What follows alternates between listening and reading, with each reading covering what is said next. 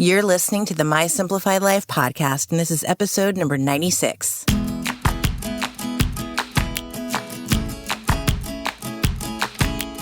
Welcome to the My Simplified Life podcast, a place where you will learn that your past and even your present don't define your future. Regardless of what stage of life you're in, I want you to feel inspired and encouraged to pursue your dreams, simplify your life, and start taking action today. I'm your host, Michelle Glogovac, and I'm excited to share my stories and life lessons with you while taking you on my own journey. This is My Simplified Life.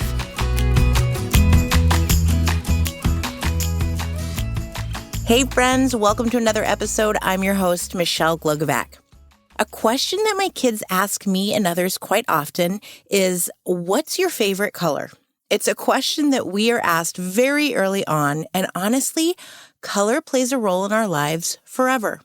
From the clothes we choose to wear, to the paint color and furniture colors we choose, to what we want our brand colors to be. Why do we choose the colors we do? Mehnaz Khan is a color psychology specialist and helps people select colors in their homes, clothes, and brands that create certain emotions.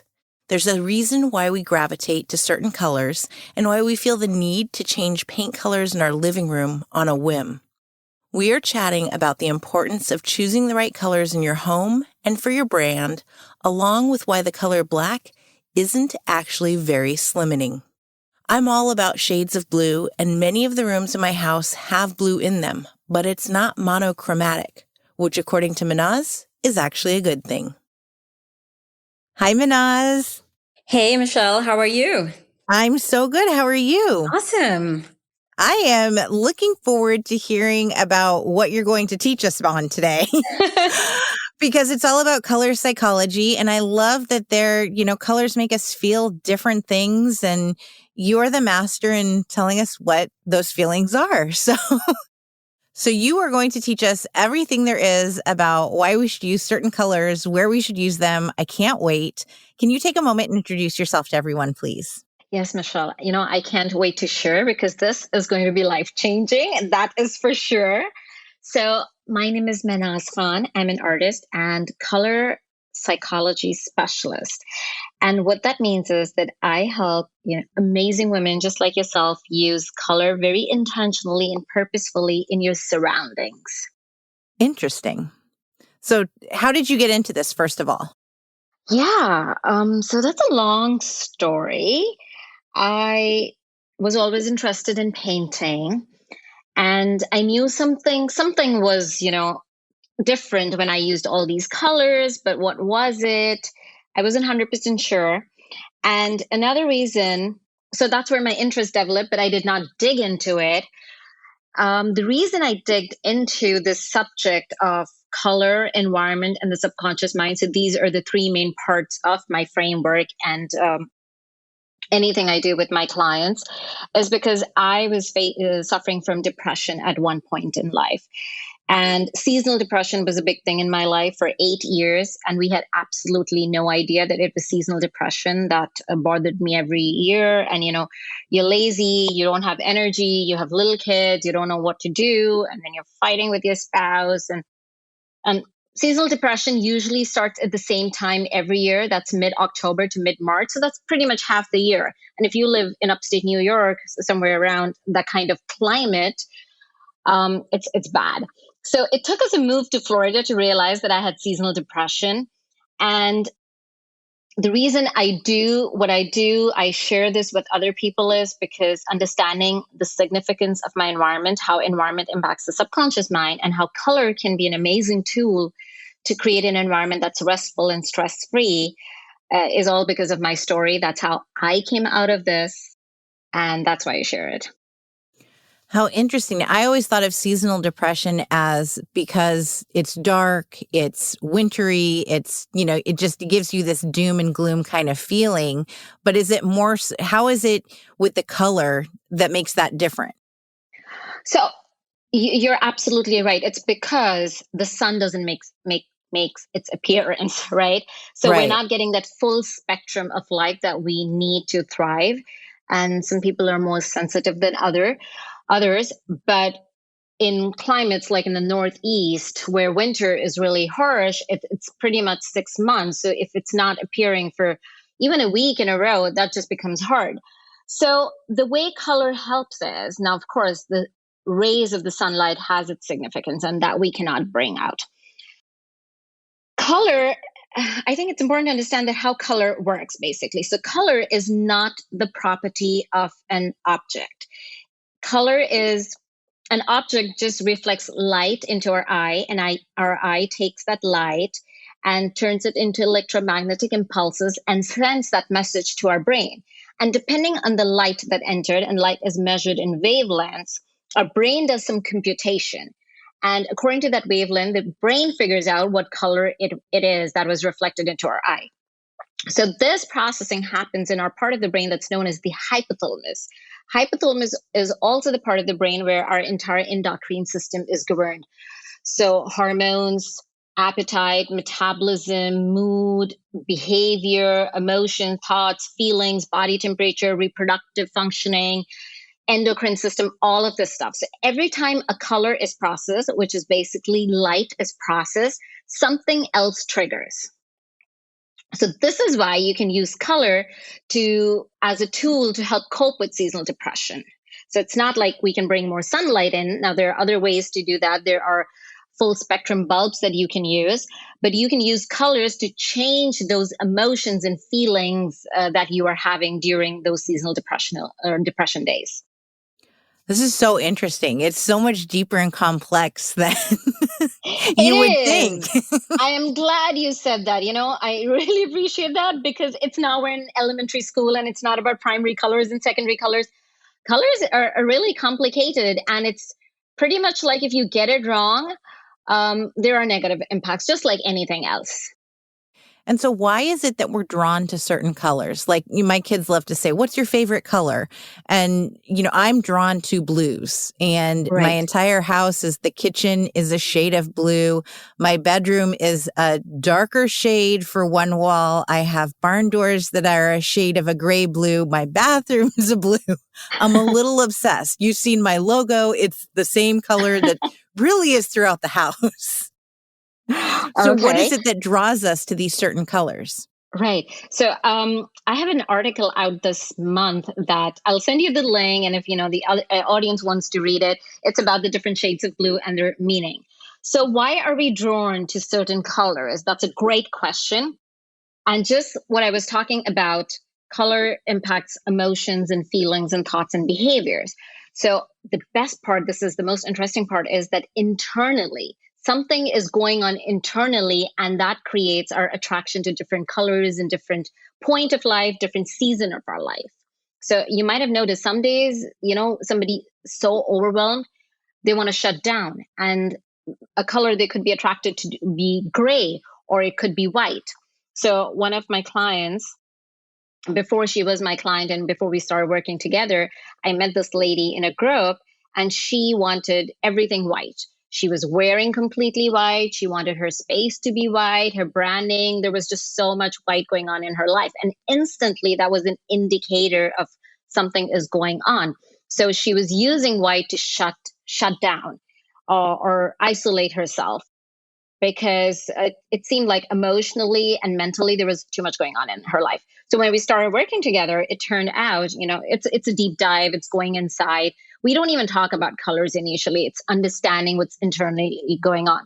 So it turned out that she was going through a divorce. So that's a big, big thing in anybody's life. And it's a form of grief also. Going through divorce. She was financially stable. She was dependent on her husband, and now she's separating. So she had to create that stability also, be independent. And then she had kids who were almost teenagers. So there was a lot going on, and she wanted to shut out all the noise. So our color choices change as we grow older. Again, what season of life we are going through, what emotionally, mentally we're going through. And that's where color can be a huge indicator of what's going on internally. That's interesting. And, I've had a client who was the same way with the all white. And I was like, wow, this is just so boring. Now, for me, this is, tell me what you read on this. But when I would move to a different apartment back in my 20s, I would Hmm. have every room a different color. So there was Mm-hmm. one room where it was bright and bold, and there was red and orange and like a magenta pink. And then my bedroom was khaki and brown and pink. And then there was the living room that had like a teal and a tan. So every single room was completely different. Does that mean I was just a hot mess all those years? No, Michelle, I love that. I love that. And I would encourage more people to do that kind of thing. Now, I'm glad you mentioned this topic. So I do interior design also. It's part of, when I give people color palettes, I just don't leave them with color palettes, and I give them more stuff: what texture, what shapes, what materials and finishes their personality aligns with, and they should use it in this space and how they should do it. So many times people have a little bit of a hard time understanding this, that I want them to have a different color in every part of their house. Now in interior design, or this has become a trend or fashion kind of thing, that your whole house should be very unified. So your Right. whole house should have a connection. I agree with that. And there are ways to create connection. But here's why your whole house should not be the same, because every room in your house has a different purpose, right? You do a Hmm. different kind of activity in the bedroom, mostly relaxing and sleeping. The office is completely opposite. You don't want to relax too much and be so calm that you're not getting work done. You want to be productive. You want to be energized. You have a home gym, completely different activity. It's a physical activity. Cooking is actually more of a physical and emotional activity. So kitchen is different. Conversational areas is different. What you're doing, if you have a library, different. So it's like I was saying, colors impact emotion. A simple way to understand colors is that every color is equal to an emotion. Every color is important. Every color does something for you. So when the purpose of every space changes, the activity happening in every space changes, the color changes. So every color supports a certain purpose, a certain emotion, a certain behavior. So if you have the same color throughout the house, that's like you're not doing the same activity throughout the house, right? Does that make Right. sense? Yeah, absolutely. Now, what about different shades of the same color? So I've mentioned blue, and every room has like the bedroom, the bathroom, the kitchen are all have different shades of blue. Yes. So So they're different not the shades of same. blue. Yeah, that's perfect. Different shades of blue is going to change the meaning of blue. And that's something that I mentioned in that article that I was just mentioning. So, if I had a dime for every time somebody asked me on Instagram DMs, like, what color should I paint my walls? I don't know. Honestly, the answer is I don't know. If I say blue, what blue are we talking about? And, we have different Yeah. perceptions. Even if we live, different parts of the world, let's say different blue, a different blue comes to everybody's mind. So we really have to look at the color to know what exact tone or shade we're talking about. So, um, let's say turquoise, aqua, teal, light blue, they're all shades of blues, but there's a little bit difference in their formula. So some has yellow added to it, one might have more yellow to it, the other one will have black to it, some might have gray to it. So they have different compositions, and that tells us how the reaction is going to be. And this is why certain people like certain shades of blue and other people don't appreciate it, because we have different personalities, and then our personalities are attracted to different colors. I'm loving this. This is totally fascinating. So now let's talk about how we use this in our businesses. Because the whole reason that you and I connected was because you actually looked at my website, you looked at my logo, and you sent me a voice memo all about the colors that I'm bringing out in emotions for people. So let's talk about how people can use that to better, their sales tactics per se, or just to attract the right people. Yes, that's a great question. Another great question. So, Michelle, since you help entrepreneurs, and I'm sure you have heard this, everyone has heard this so many times, they say it's fluff, color and branding and a fancy website, all of this stuff is fluff. Some of Hmm. it, I agree. But when it comes to color, whether it's on your logo, whether it's on your website, or especially if you're doing a Zoom call with your client, this space behind you, that's free real estate to tell the client, send them a message at a subconscious level about who you are, your brand is, without having to use words. Now, colors are extremely crucial because just like we spoke, they impact us at a subconscious level. They impact our emotions, our thoughts, our feelings.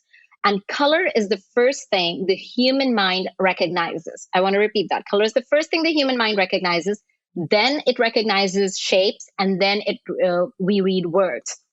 So before, let's say you're in a Zoom meeting, before you have even said anything, the colors in your Zoom background have already created an impression about you.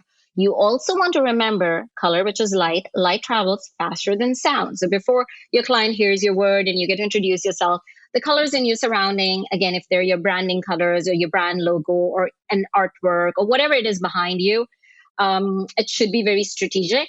And the colors should definitely be strategic so you are communicating the right message.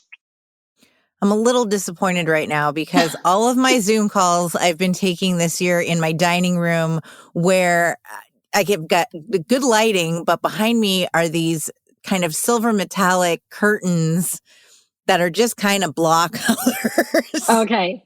So I feel like I'm attracting the wrong people. Well, you can change it now. So now you know.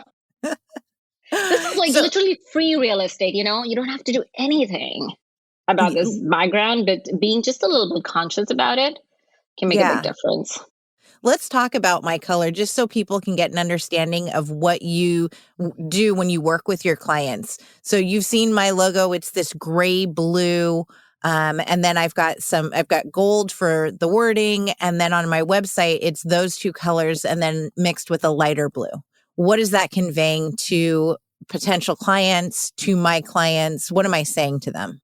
Okay, Michelle, I think I'll have you repeat that because I don't remember exactly what I said to you and I'm not looking at the colors right now. So sorry. It's been a while, right? But I'll explain a little bit of the process, how it works. We talk about what your brand is. So if you're a small business, mostly your brand is your personality. We talk about the personality of the brand.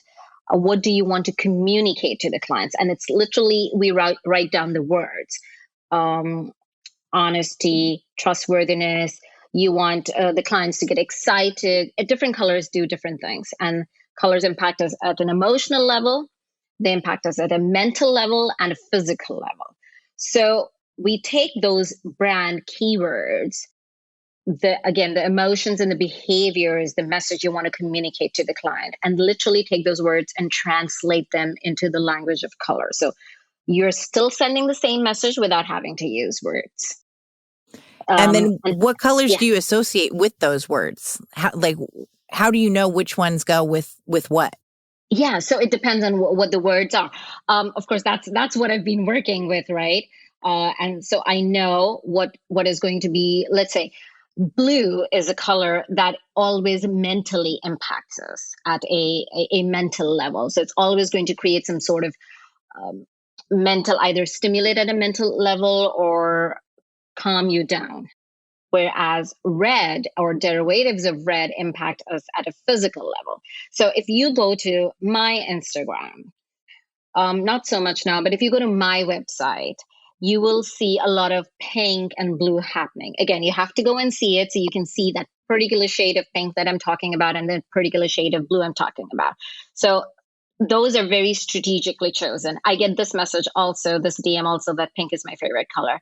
Pink is not there because it's my favorite color, but it's there because I want people on my website or my Instagram or when they see my branding to feel a certain way. I want them to be physically relaxed, to calm and soothe.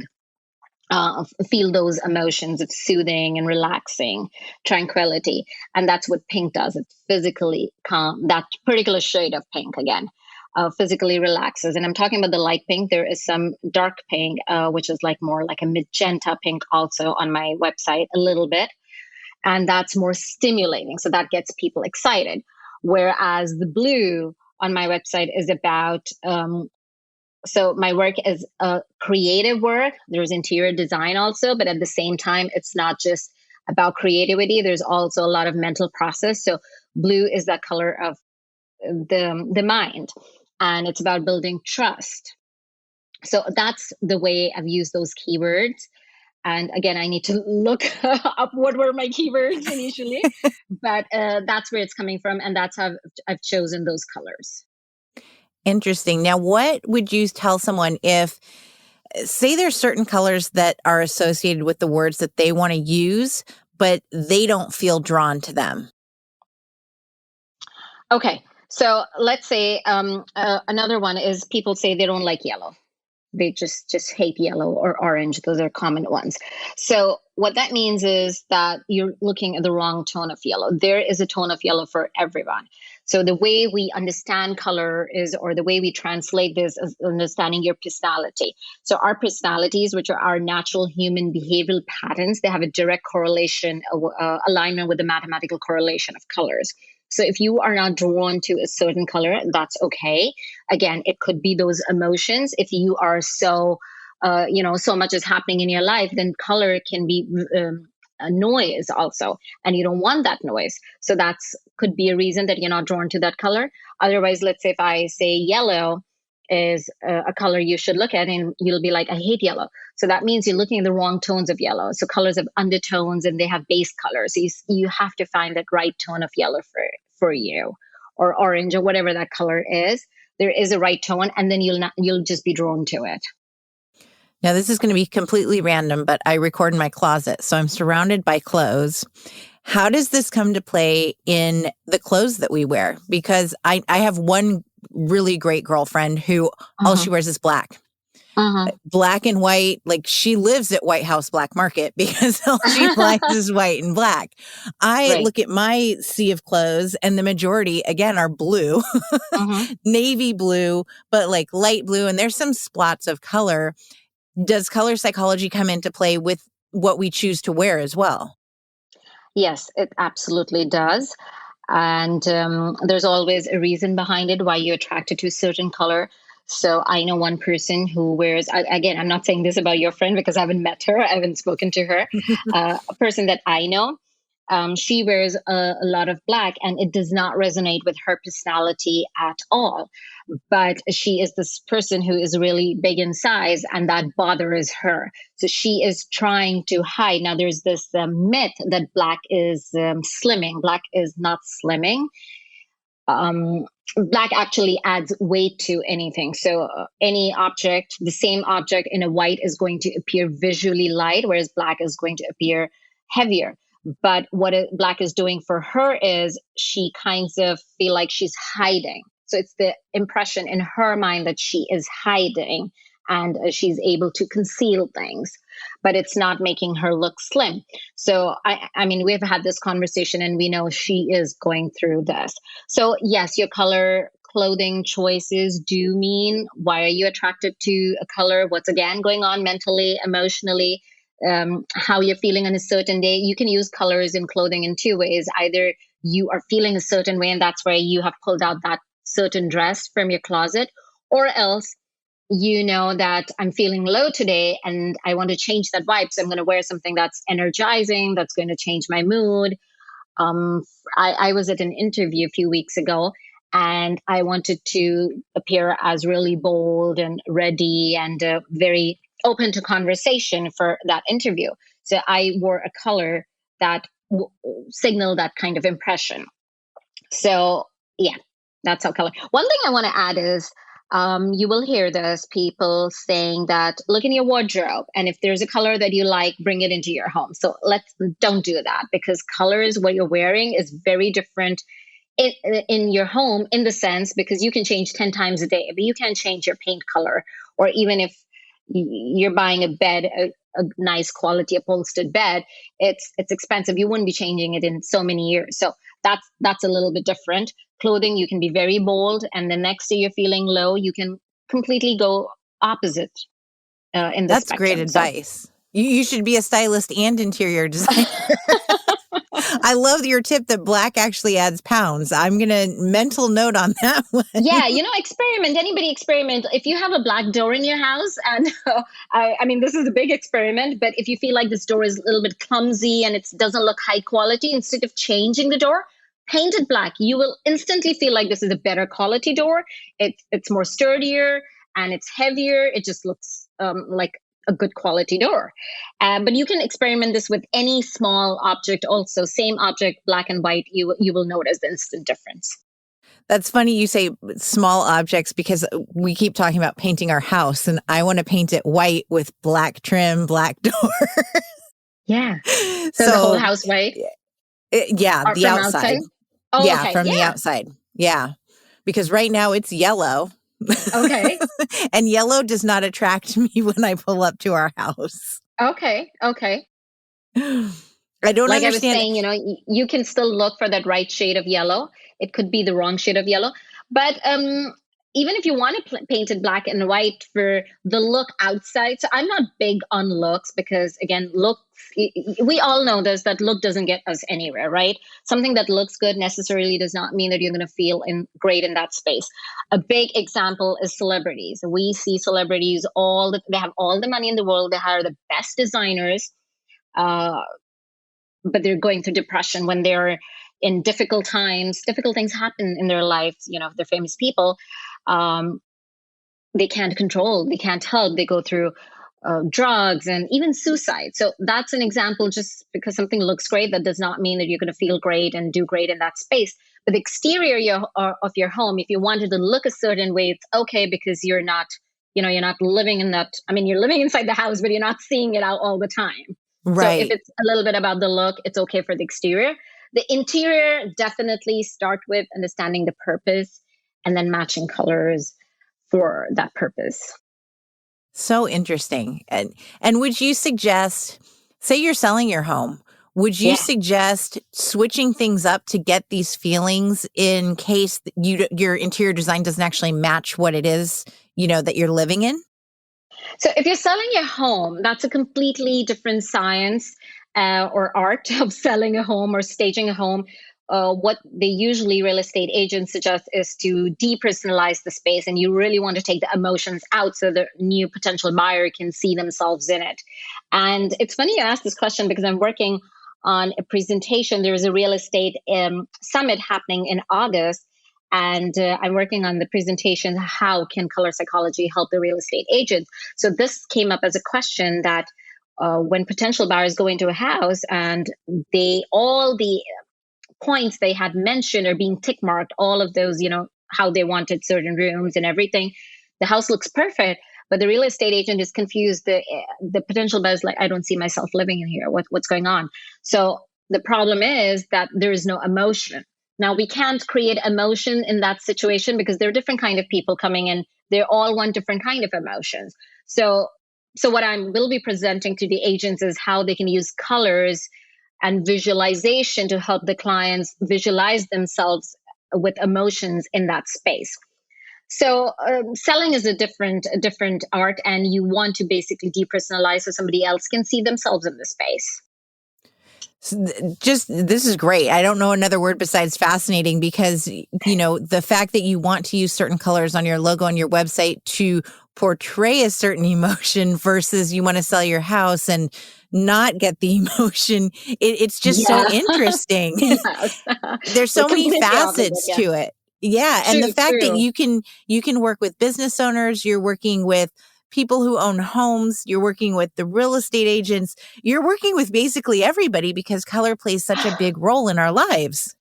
It does. It is basically for everybody everywhere. My main focus is interiors because, again, it can be, like you said, in clothing. Clothing is a little bit different because it's not the best to do virtually. You want to look at the skin tones, and that's what tells us what color is going to look better on you. And then we have patterns in our eyes, which is, again, very interesting. Different patterns in different people's eyes. They tell a lot about what, again, the correlation of color is going to be. So that's not the best thing to do virtually. But for me, interiors is extremely important because we live in our houses and our environment, everything in your environment, your decor, the artwork, the vases, the texture, the colors, everything in your environment is data for your subconscious brain. And so many times, if these things are wrong, they can create anxiety. So anxiety does not always come from, I'm thinking about the future or something happened in my life, something is wrong, suddenly I'm just in that zone. Anxiety can come from elements in your house. Something that's just ticking you. I'll give you an example, I love this example because everybody instantly understands it. Our subconscious brain does not differentiate between perceived danger and actual danger. So the example is let's say you go to a hotel for a night and there's a large painting of an elephant in that hotel room. I can tell you for sure, you will not be able to sleep that night. You'll be anxious all night. You'll be twisting and turning, and you will say gazillion things. Oh, maybe I'm tired. I'm on vacation. I'm missing my bed. I'm missing my home. It's not my room. That's why I can't sleep. Something is going on. But that painting can be a huge reason. Your subconscious mind is saying there's an elephant in the room. Like I said, it does not recognize the difference between perceived and actual danger. This is why we use these words to change your words. Instead of saying I can't do this, word it around, and don't use negative words. Because it creates the wrong impression to your subconscious mind. So your subconscious mind is like, how can you sleep with an elephant? So this is just that anxiety is the way of your subconscious brain keeping you awake. You can't sleep. There's an elephant in the room. And what if it stomps its big feet on you in the middle of the night if you're sleeping and something happens to you? So you'll feel anxious. Our brain's way of keeping us protected, that's the job of our safety brain. Our brain has different parts. The safety brain is to keep us protected, and it's always like a 360 camera on your head. The security camera is always scanning the environment for potential danger. That's its job. That's just the way it works. And so if you have things like that in your bedroom or anywhere in the house, it can tick you and it can make you feel anxious. That's crazy. So yeah, it is. And so this is why I love doing interiors, because I'm trying to create this environment where people can live, even if 1% they can live a better and comfortable life, and the wellness basically. What a great job you have. Like you're making people happier, things are better, you're helping them in so many ways just with color. And color can be, I love color. I think it can be so happy. It's just absolutely incredible. I love what you do. I think that's awesome that you found this and this is your passion in life. That's awesome. It is. And I really appreciate it, Michelle, that you're giving me a chance to share this and spread the word, because it can change somebody's life. Absolutely. So where can people find you so they can change their lives with amazing color? So you can find me anywhere, Instagram, Facebook, on my website. It's Mehnaz Khan Studio. And I Michelle, do put it in the show notes. I will. Yes, it'll be spelled out. Yes, that would be perfect. Well, thank you so much for sharing yourself and really giving us so much knowledge on something that I think a lot of us didn't know there was so much to. I appreciate it, Michelle. I really appreciate it being here and taking the time to talk to me. I will just add one more thing on my website. If somebody wants to go and you're not sure that if this, the anxiety is coming from the colors or your environment is the source of struggle in your life, because so many times we feel like I'm not productive, something is internally going on, or my strategy is bad or something like that. It could just be your environment. Again, having a color that's physically stimulating or is too relaxing, you are going to have a hard time being productive, right? So there is a self-assessment tool that you can go through and understand if it's coming from your environment on my website. Amazing. Thank you. Thank you so much. And so I ask you, what's your favorite color? What are you telling people with the brand colors you've chosen? One of the big things I got out of this conversation was that I'll be wearing less black. I think using color to express yourself is a beautiful thing because you have the choice to change the color every single day. Choose what you are drawn to and don't be afraid to go bold. Use color to draw you out of a funk and to help you gain a sense of calmness. Your environment impacts your behavior, so it's important to be conscious of the colors you choose to surround yourself with. This week, take in your surroundings, and if you feel the need, go buy a new can of paint to help boost your mood or change up your outfit to reflect how you feel or want to feel. Be bold, be you, and be brave in the colors you choose.